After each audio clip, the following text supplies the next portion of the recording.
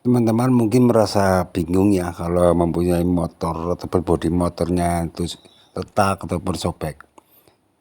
Jadi gunakan saja solder ataupun besi yang dipanaskan seperti ini, kemudian kita taruh di atasnya seperti ini. Dengan cara ini nanti komponen ataupun plastiknya itu akan menyatu kembali. Setelah rapi, kemudian kita amplas, kita jempol lagi dan kita cat lagi. Jadi seperti itu, sangat mudah sekali untuk mengakali daripada bodi motor yang pecah. Tidak usah beli baru, kita tinggal solder saja seperti ini. Ini kan lebih mengirit biaya daripada membeli yang baru.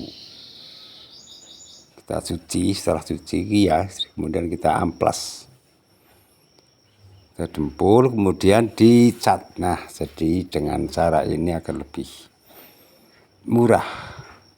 Semoga video ini bermanfaat bagi yang mempunyai masalah dengan bodi motor.